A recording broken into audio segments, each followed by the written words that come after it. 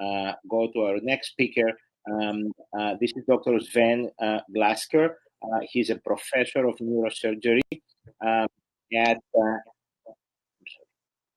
I lost my my list at the University of Brussels in Belgium, and he's going to talk to us about the current concepts of origin, diagnosis, and I'm sure surgical treatment of hemangioblastomas.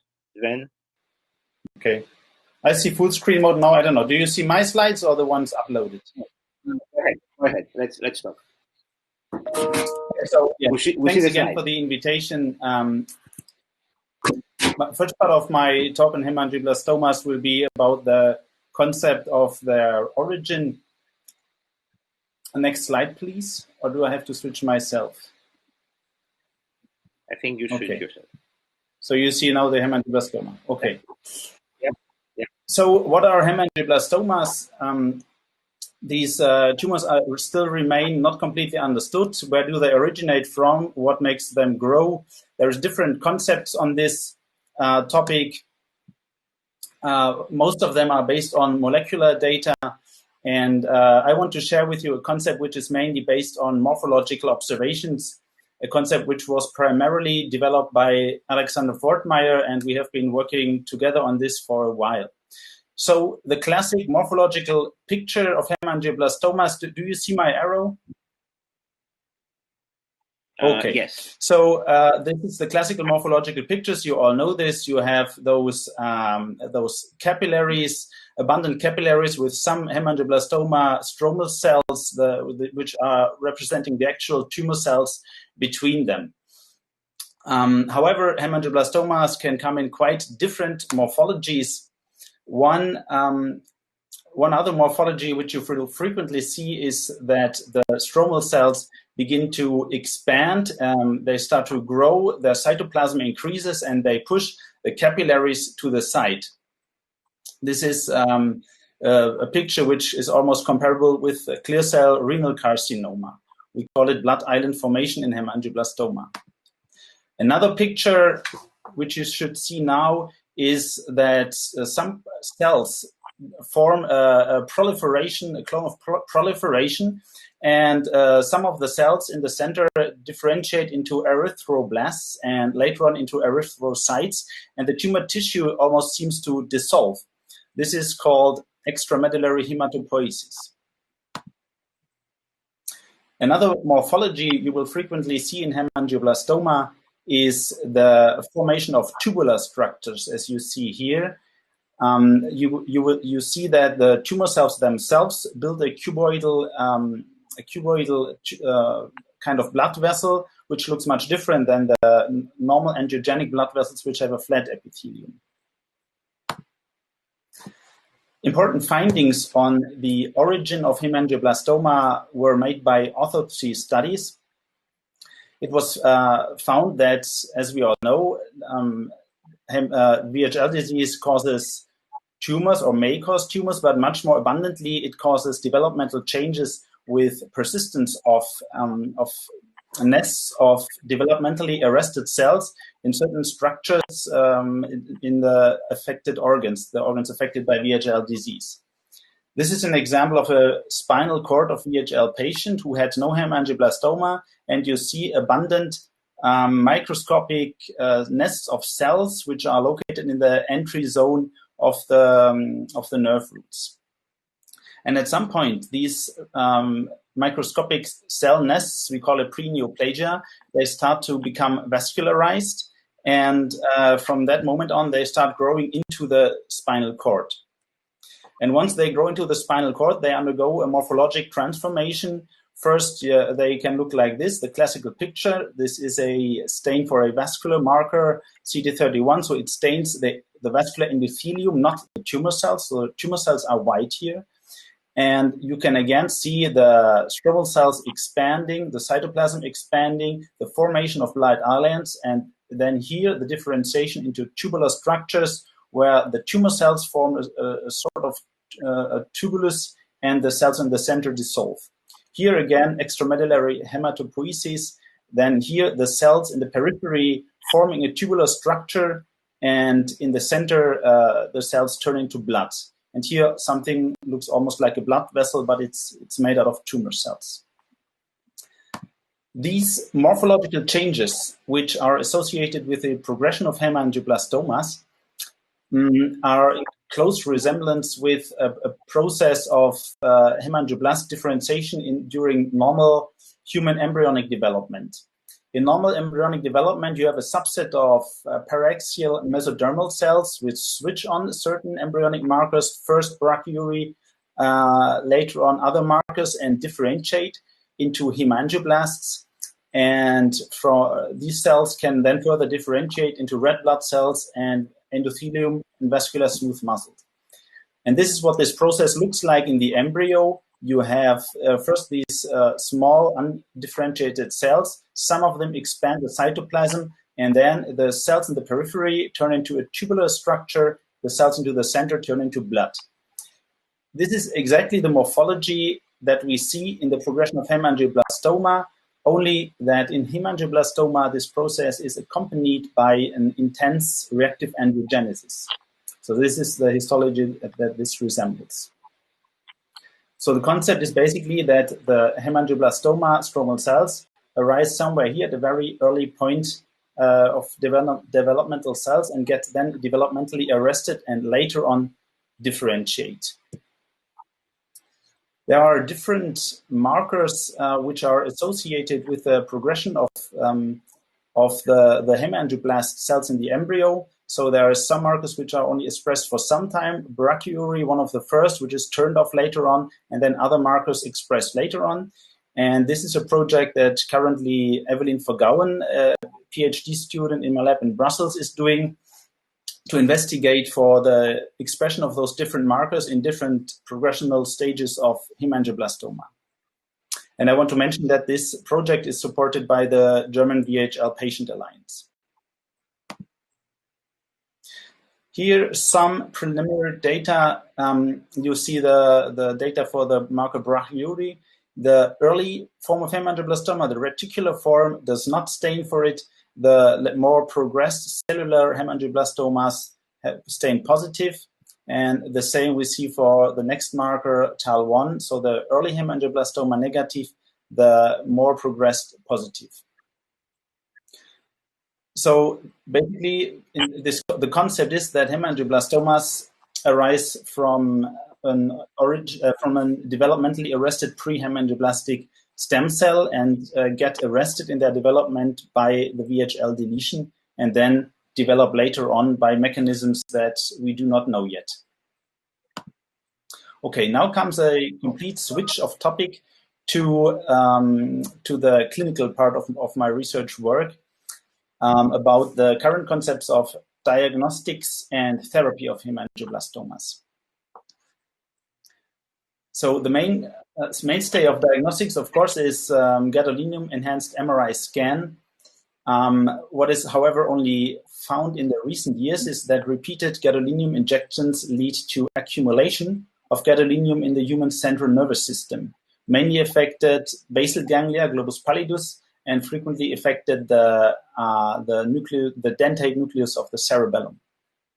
I have looked this up for our patient series in Brussels, and we found that indeed, virtually after a couple of scans, 100% of the VHL patients showed these contrast depositions, which you can also see in the non-contrast enhanced T1 then.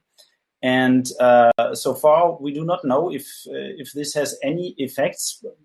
Hopefully not, but this is currently being watched, and the radiological societies recommend to minimize gadolinium usage until this issue is better clarified.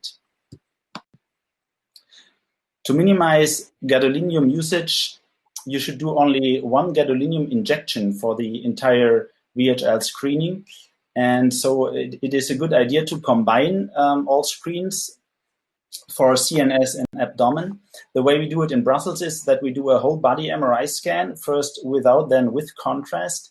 And we have a specific tailored protocol where we remove all those MRI sequences which are not absolutely necessary for VHL screening. And we came up with a protocol which takes only 35 minutes of scan, including all sequences which are needed for brain and spine. So this helps because it minimizes gadolinium, and of course the patients like it because it's they have to spend only about half an hour in the MRI scanner for their entire biannual screening. It's a little bit problematic for the radiologists because they cannot terrificate the 3 scans. They can only terrificate once, but it is maybe an option to discuss this with the health insurances. So I would really hope that other people would also try to use this protocol. We have published it last year. When to operate, I don't want to go again in too much detail. We have just discussed this extensively.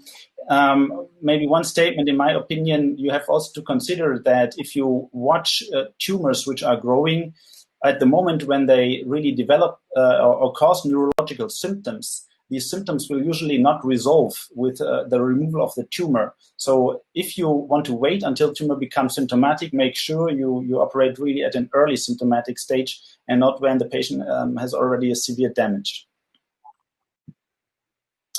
What's new? The therapy of hemangioblastoma neurosurgery is getting less invasive. Small hemangioblastomas, in the meantime, we remove them with such tubular retractor systems where we need only a small incision and we put those tubular retractors through the muscle fibers. And this is good enough to remove smaller hemangioblastomas. Large hemangioblastomas I wouldn't do like this because if you have some significant hemorrhage, it gets difficult with this approach system. We have published the feasibility of this in a series of patients.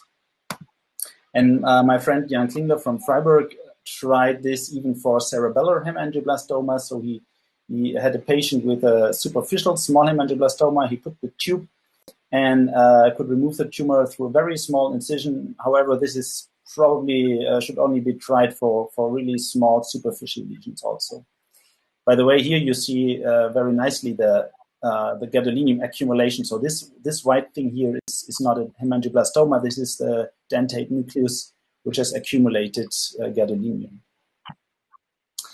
Some surgeons advocate angiographies, intraoperative angiography. You switch your operative microscope to a fluorescent mode. You inject a dye, and then you can very nicely see the blood vessels. I myself don't use it as much because the information added is not a lot. You see basically the vessels that you can anyway see superficially also without the dye. What I really like is the ultrasound technique. Hemangioblastomas can be very well pictured with ultrasound because they have cystic components that you can see. And using the power Doppler mode, you see that the solid tumor nodule may lighten up, and even more, the feeding and draining vessels will lighten up. So you have a control after your resection that there is no more hypervascularity, and it helps also to find hemangioblastomas if they should be located at the depth of the brain. Fortunately, most hemangioblastomas are located at the posterior surface of the spinal cord, where they can be easily accessed from posterior approach. Very difficult are those tumors which are located at the anterior part because they are difficult to access. You have to remove a vertebra and afterwards fuse the spine. You have the problem that the main vascular supply, the anterior spinal artery, is running in this region, and you have the problem that the motor tracts in the spinal cord are also in the anterior part. So it is a very difficult and more complicated surgery. We have therefore tried a different approach for these tumors to operate from posterior, to go through the spinal cord and remove the tumor at the anterior surface. And we have done this in a series of 3 patients with good results. But you can only do it if there is really a significant cyst, which gives you the approach through the spinal cord. It is not possible to make a retraction of the spinal cord. In that case, you will cause a lot of surgical morbidity.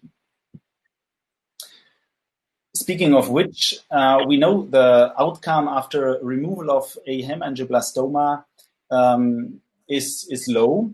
in general, but the problem is VHL patients do not have a hemangioblastoma, they have multiple hemangioblastomas, frequently multiple surgeries, and there was so far no data on this, and I want to share with you some recent data. So we investigated patients who were operated for multiple cerebellar or multiple medullary hemangioblastomas, medullary including brainstem and spinal cord tumors. And we can see that the morbidity, this is the neurologic state before in black and after surgery in white. This is the neurologic grade. 1 is good, 5 is bad. For cerebellar tumors, we see that usually the patients improve a little bit even with the surgery. For patients with medullary, meaning spinal cord or brainstem tumors, there is some deterioration on average with every surgery. And this effect also accumulates with a number of surgeries. So you have to keep this in mind when you make your indication for surgery. But I also want to mention that this is, of course, also a negative selection bias of patients, because this is the patients which are anyway very heavily affected with spinal cord hemangioblastomas, which can be included here. So you have seen neurosurgery is a nice thing, but sometimes we cannot operate. What are the alternatives? So there have been reports about radiosurgery and chemotherapy for hemangioblastomas. The one thing when we look at those now is that I really want you to keep in mind, and this is the natural history of hemangioblastoma. Most hemangioblastomas will never grow, even not without therapy. And if they grow, they may at some point suddenly stop growing also without any kind of therapy. So if you want to claim that you can control the growth of hemangioblastomas, you have to beat this Kaplan-Meier curve, where you see even after years of observation, many patients have not progression of a single hemangioblastoma. About radiosurgery, several studies published. One of the larger ones was from the NIH, 44 patients treated. The curve of control rate looks a little bit similar to the curve of the natural history of the tumors. Many patients, no long-term control. The authors do not recommend to use radiosurgery preventively for hemangioblastomas, which do otherwise not need treatment, but they think that it may be an option for inoperable tumors that need treatment, and this is basically the opinion that I also share.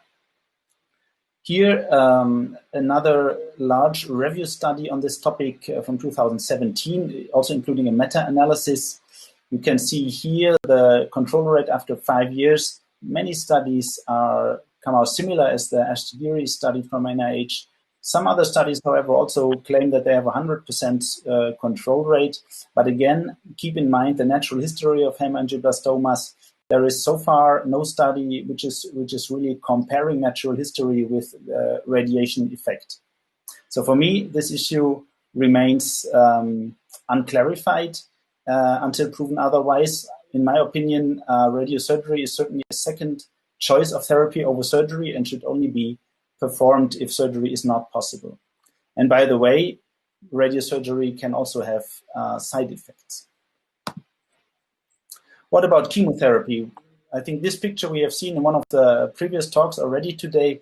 It shows basically the different mechanisms of action. I think I can skip this. Chemotherapies for hemangioblastomas. This is the substances which are listed here, which have most been investigated. They have in common that many of the substances work quite well, as we have seen in the previous talks, on kidney tumors, some on pancreatic. However, for hemangioblastomas, the effect is a little bit less. One of the first was bevacizumab, which was studied in detail in several patients. And what we always see is that it makes the edema from the tumor disappear. It may make the symptoms disappear, but it does not make the tumors disappear. Propranolol, we have heard it 2 years ago. This is being studied. We have seen some preliminary data on this.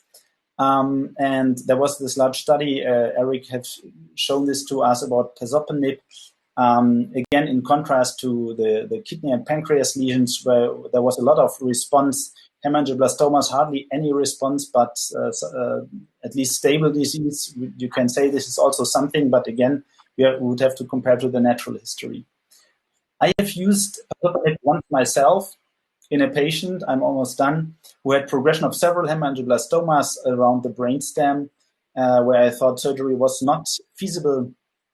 And I used pazopanib from the moment I installed it. I could do 2 follow-up scans. I did not see much tumor growth after that. Unfortunately, the patient deceased.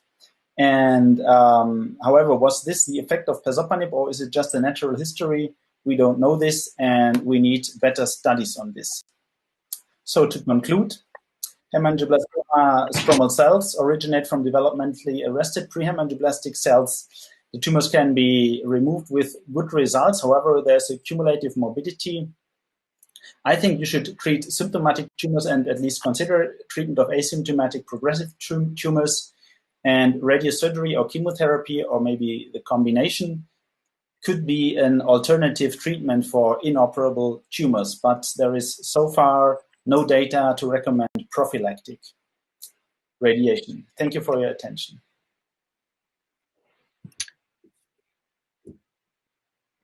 Sven, thank you very much for your presentation. Please send us questions for the previous speakers. I'm going to combine 2 questions that I received so far in one. Are there any different features between the VHL-related and non-VHL-related hemangioblastomas? One of our attendees asks whether or not you see more extradural disease in any of the 2 categories. Another one asked whether you see more hemangioblastoma to occur in the sporadic on the VHL carriers. Sven, do you want to answer this? Yes, so the phenomenon of hemangioblastomatosis is, I think, mainly described outside VHL disease, and this is what I have seen also, but I have also seen 1 patient or 2 maybe of my patients who had this such a diffuse spread of hemangioblastomas, but mainly it is observed outside Hippel-Lindau disease. Do you want to say anything about extradural disease in any of the categories of VHL versus sporadic? It can happen in both.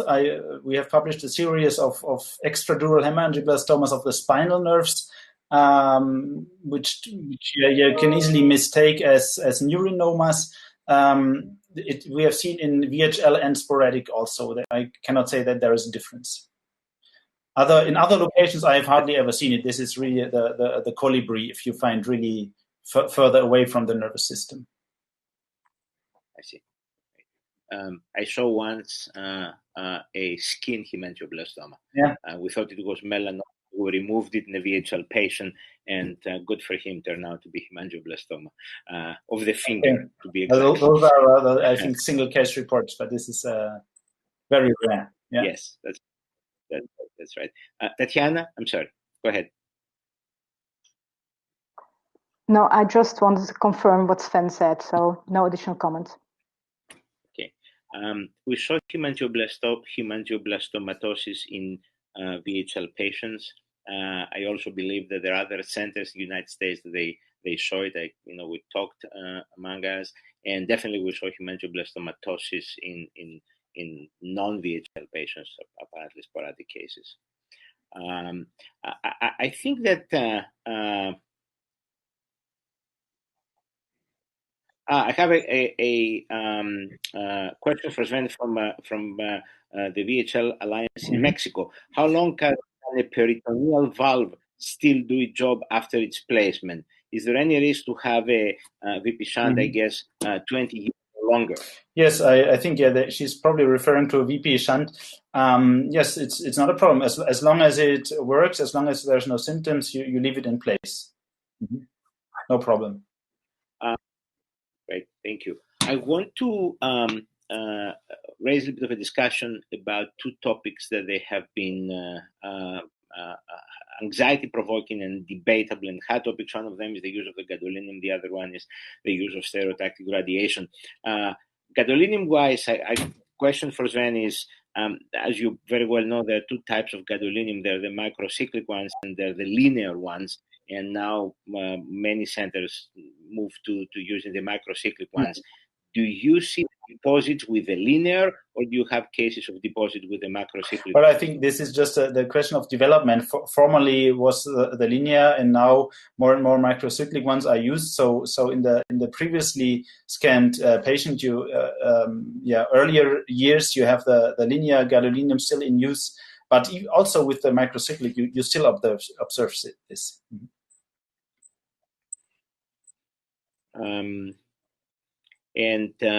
I mean, we haven't seen a lot of deposit, and we hear from patients about deposit, and of course, I'm sure that this discussion is going to stir more, thoughts and controversy about it. But it's something to observe moving forward. Now we use exclusively, and I'm sure that most of the centers are used exclusively. Yeah, but you don't see it if you don't really look for it. I have not seen it. I mean, I've looked at these pictures all my life, and suddenly 4 years ago this topic came up, and so now I see it in every. Yeah, you have to look for it. This is true. So another question is about the role of stereotactic radiation surgery. In your presentation, Sven, your trust about the effectiveness of radiotherapy was definitely much more guarded, so to speak, compared to the utilization and the trust that Tatiana put at her talk. And I'm gonna keep my bias out of it for the time being, just to let you exchange some impressions about the usefulness of stereotactic radiosurgery. Would you like to revisit with some comments the whole topic? To do what? I didn't get it. Would you like to revisit the topic with some comments? I mean, my sense is that Tatiana is more prone to use radio. You're much more guarded. But to make sure to make clear, for me the first choice treatment, if treatment is necessary, is surgery, definitely.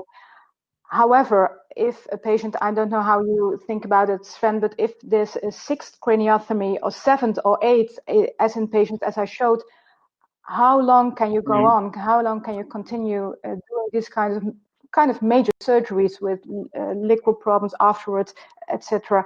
So that's why I tend to, when necessary, or when we think as a team it could help the balance, again, look at the balance from definite neurological deficits against avoiding treatment complication, then I think there's a place for radiosurgery. That's my I'm a neurosurgeon. I think that the problem is for those large tumors that you have shown in the depth of the cerebellum, if you radiate on them, they would, at that point, they would have been easy to remove surgically without major complications. I have shown you the outcome of surgery after several surgery of cerebellar hemangioblastomas. You do not have a summation of effects, so the cerebellum is really, how can I say this, not very sensitive to surgical damage other than the spinal cord. And once the tumor is radiated, there was, on the one picture, you saw that the posterior inferior cerebellar artery was just next to the tumor. So there will be inflammation, there will be scarring, the arachnoid will attach this important artery to the tumor. And if then you have to operate this as a neurosurgeon, it's not nice. It is very hard to dissect this vessel away. You will have bleeding, you will have not nice overview. So it makes our job more difficult also. Yeah, but I totally agree, Sven, on the part when you have a 5th operation in the cerebellum, then there's no neurological abnormalities in your examination. But the problems I ran into, or my colleague neurosurgeons, is in what's the English term, wondgenezing, wound healing, and that kind of problems more. Thank you both. I'm gonna stop the discussion here, but I thought that it was a very good example of the debate that exists around the issue. Thank you both for this discussion.